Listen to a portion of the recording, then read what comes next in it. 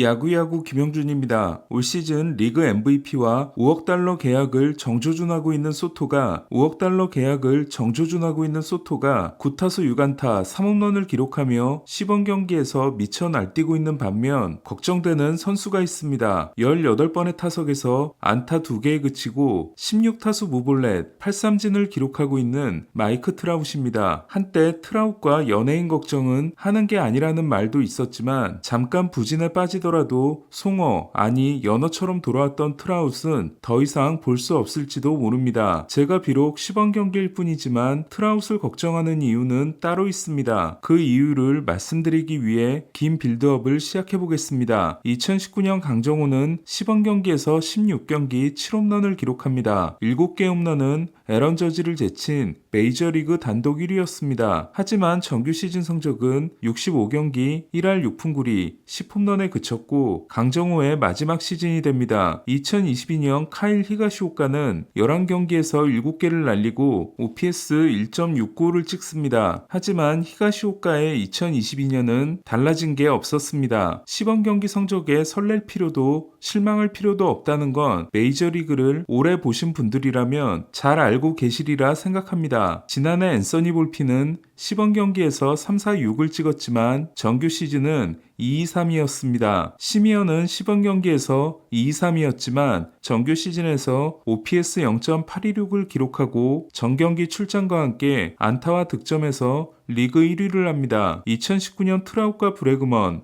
2021년 오타니와 게레로에 이어 MVP 3위를 했던 시미언은 지난해도 오타니와 시거에 이어 3위를 합니다. 시범 경기에서 좋은 성적을 낸 신인급 타자들이 정규 시즌에 들어가면 고전하는 건 시범 경기에서는 상대 투수들이 타자의 약점을 공략하기보다 자신이 준비한 공을 던지지만 정규 시즌에 들어가면 타자의 약점을 집요하게 파고들기 때문입니다. 타자 오타니는 특수 사례였습니다. 오타니는 첫해 시범 경기에서 OPS 0.347에 그칩니다. 투수 오타니도 안 좋았지만 타자가 더 심각해 보였습니다. 오타니는 시범 경기를 통해 일본에서 고수했던 레그킥으로는 타이밍을 잡기가 어렵다는 걸 깨달았고 내가 가진 파워라면 레그킥을 하지 않아도 된다는 에릭 힌스키 타격 코치의 조언에 따라 평생 사용해온 레그킥을 포기합니다. 그리고 4월 정규 시즌에서 1.043을 찍습니다. 오타니는 지난 3년간 시범 경기에서 매년 OPS 1.0을 찍었고 올해는 3경기에서 7타수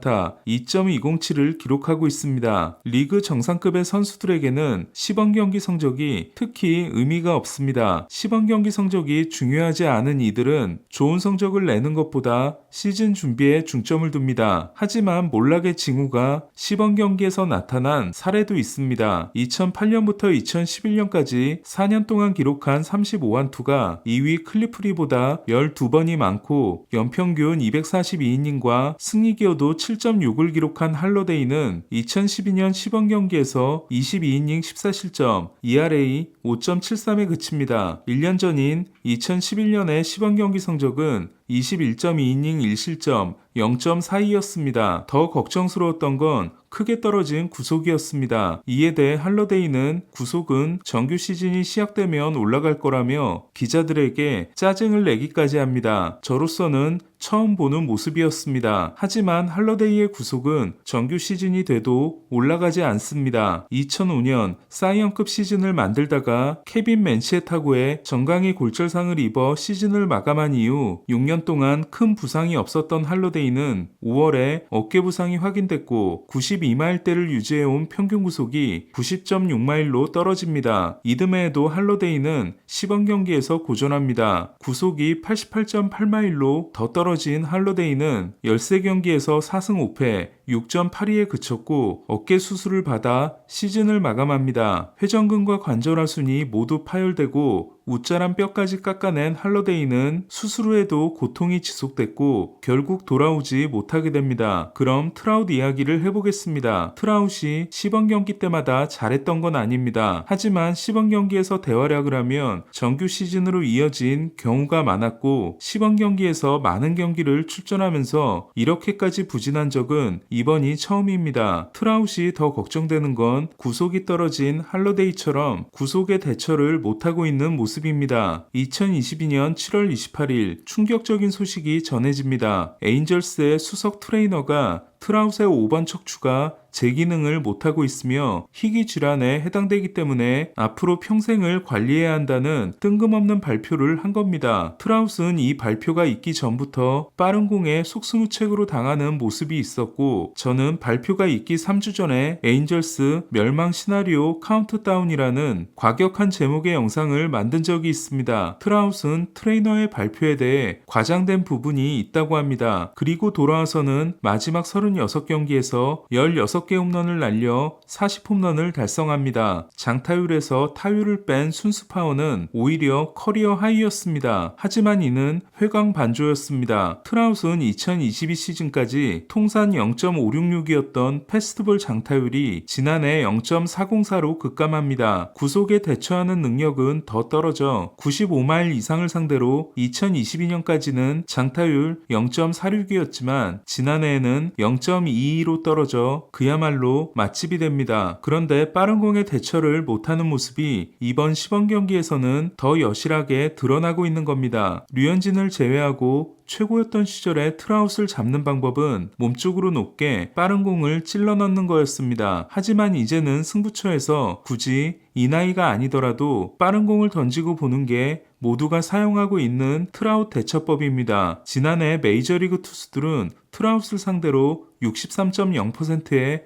패스트볼을 던졌습니다. 이는 규정 타석 타자에 대입하면 60.1%의 마일스 스트로와 58.1%의 스티븐 콴을 제친 1위에 해당됩니다. 보통 메이저리그 투수들은 장타력이 떨어지는 타자에게 패스트볼 위주의 피칭을 합니다. 반대로 오타니는 패스트볼을 던진 비율이 40.3%로 규정 타석 타자 중 가장 낮았습니다. 트라웃의 올 시즌이 주목되는 건 푸울스가 에인절스에 왔을 때와 같은 32세 시즌을 시작한다는 겁니다. 31세 시즌까지 푸울스는 OPS가 1.037이었고 통산 승리 기여도는 86.6이었습니다. 지난해 31세 시즌까지 트라웃은 OPS가 0.994이고 통산 승리 기여도는 85.2로 푸울스보다 1.5가 적었습니다. 문제는 푸울스가 경기력은 실망스러웠지만 거의 매일 경기에 나서는 편이었고 오타니의 등장으로 인해 출장이 줄어든 반면 트라웃은 이미 한참부터 부상으로 빠지는 날이 너무 많다는 겁니다. 지난 3시즌 동안 트라웃은 출장률이 48.7%로 빠지는 날이 더 많았습니다. 2017년 이후로 확대해도 2020년 단축 시즌을 제외하면 출장률은 64%에 불과합니다. 트라웃의 부상 없는 시즌은 2016년 24세 시즌이 마지막이었습니다. 트라웃은 스프링 트레이닝을 시작하면서 트레이드를 요청할 생각이 없으며 미나시안과 모레노에게 선수 영입을 요청했다고 했습니다. 트라웃 정도의 입지를 가진 선수의 입에서 저런 말이 나오면 움직이는 신용이라도 해야 하지만 에인절스는 보라스 미아들에 대해서 전혀 관심이 없어 보입니다. 매년 3,700만 달러를 받는 계약이 7년 더 남아있는 트라웃은 과연 어떤 결말을 맺게 될까요? 31세 시즌까지 86.6을 기록한 푸울스는 42세 시즌까지 뛰었고 101.5로 은퇴했습니다. 31세 시즌까지 85.1을 기록하고 38세 시즌까지 계약이 되어 있는 트라웃은 푸울스 기록까지 불과 16.3이 남아있지만 앞으로의 7년이 많이 걱정됩니다. 시범 경기 첫 등판에서 텍사스의 주력 타자들을 상대로 안타 하나를 맞고 2이닝 3K 무실점을 기록한 야마모토는 비록 시범 경기였고 짧은 피칭이긴 했지만 매우 인상적이었다는 평가입니다. 하지만 등판이 끝남과 동시에 티핑 논란이 있었습니다. 글러브 안에 있는 야마모토의 손이 스플리터 그립을 잡고 있는 장면이 방송국의 센터필드 카메라에 너무나 확연하게 보였기 때문이었습니다. 이날 해설을 맡았던 링 먼데이는 티핑에 대한 우려를 감추지 않았습니다. 애틀란타를 나온 후의 커리어가 심각하게 망가진 앤드루 존스는 2013년 36세 시즌에 일본으로 건너갑니다. 존스가 입단한 팀은 다나카가 있는